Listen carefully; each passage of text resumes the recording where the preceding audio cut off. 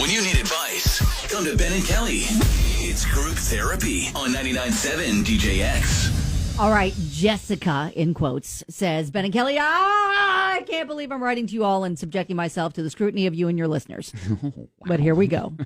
Okay. I'm a 30-year-old married woman. Uh-huh. Since I started a new job a year ago, I've been very attracted to this handsome, smart, and funny colleague. Might I shamefully add that I am not bad looking and not a bimbo. At first, I thought it was just kind of a passing phase, but it's not. I've never been so attracted to someone in my whole life, not even my husband. It feels like an innate emotion, something beyond my control, like an invisible string that pulls me toward him. Now, I haven't said or done anything to give myself away, but it's getting harder. I'm in this dreamy state of mind after I talk to him. He is single, aware of my marital status, and has never come on to me. Mm-hmm. I don't know what his feelings are toward me, but I can't stop thinking and fantasizing about him. Should I try to stop these emotions or let fate take its course? No. Okay, please don't think I'm a horrible person, but I really am confused. Thank you, and please go easy on me. Okay, so like, I would be curious to wonder if she calls him like work husband, work wife. Doesn't sound like it. Yeah. So it sounds like it's a one-way street right now. Yes. Because she's not getting the reciprocating glances, vibes, energy from her coworker. Can we go to some early comments on Facebook? So sure, we could do that. Yeah. Mike, stop reading. I stopped reading. As soon as I saw married, leave the guy alone. He clearly sees you're married and hasn't hit on you. Becky, you're married. You can look but never touch or act on these feelings. Nicole, stop romanticizing him. You'll regret it so much. Please get therapy to talk all of this out and learn healthy coping techniques on how to take control of yourself. You don't even really know this guy. Truly imagine your life without your husband. Where would you live? Mm-hmm. How would you afford life? Mm-hmm. This thing with your coworker has a 1% chance of even making it off the ground. Is it worth it? But you're saying there's a chance. No. That's not what we're saying at all. Because again, she's never even seen one little inch that this guy thinks anything like that about her. I mean, as far as he's concerned, she's married and off limits. He's probably never even allowed that thought to enter his mind. And even if she was available, do we even know he would be attracted to her then? She's thinking of leaving her entire life for a fantasy in her mind. Okay. I mean, if she's not married, if she's available, then this is a completely different conversation. Absolutely. Yeah. But this circumstances are what they are. So I don't think it's a healthy risk to take.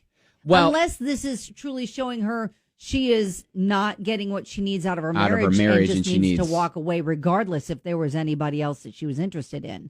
She needs to fully examine that. Okay, so how does she stop these emotions? Because without leaving her job, because that would be the way to legit just cut everything off. Yep. And say, you know what, I'm going to get another job. Yes. I'm going to, but that's easier to say than it is to actually do, especially if she's got tenure, if she's got a good job, if she's comfortable in it. That may be hard to do. Started a year ago. So that's right.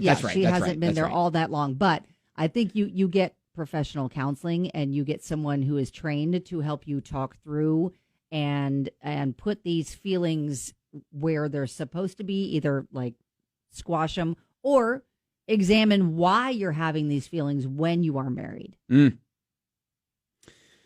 right. Let us know if you've got a story about this sort of situation, especially someone at work, and how you dealt with it.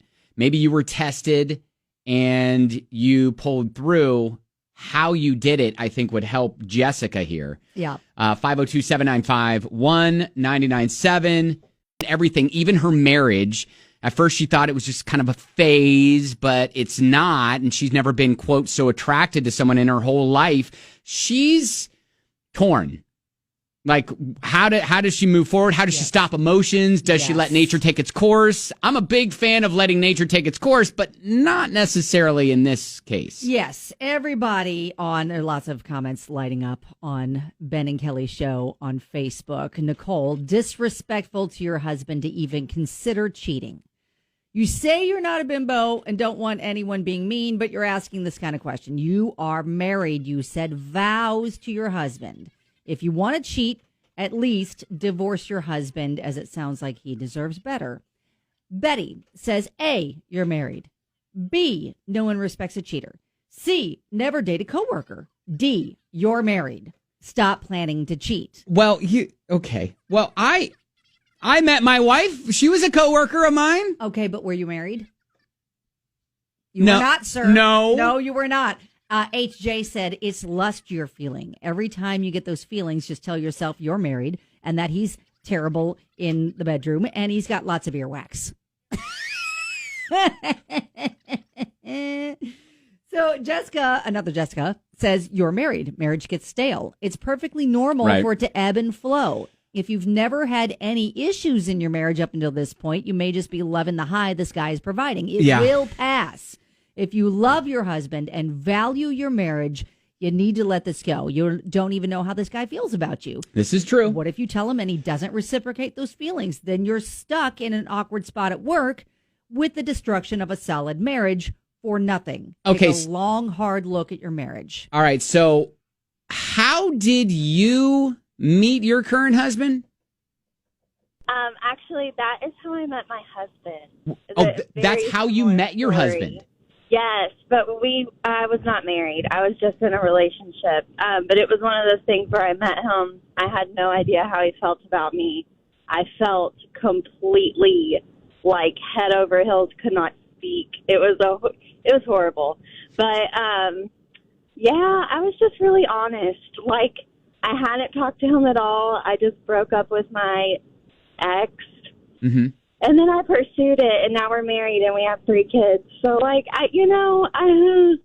but I also never cheated. So maybe it's just if she feels that strongly to drop everything and try it, that would be, I feel like, the only moral way to do it, to just be honest and cut ties before she does anything. But yeah, that's definitely, she needs to. If this should, at the very least, it's telling her that there is something missing in her marriage. If she is so adamant. Exactly. Yeah. Like, I think I didn't realize that I wanted more kids until I, pursued the relationship that I now have with my husband. Right. So, maybe you are missing out on something, but, the best way to pursue that would be to first be honest, cut ties, and then go after it. Okay. I don't, karma is not good to mess with.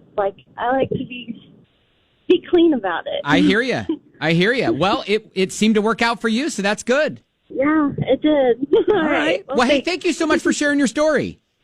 You're welcome. All right, take care. Bye-bye. Hey, Alexis. Hi. I had a comment about the group therapy. Yeah.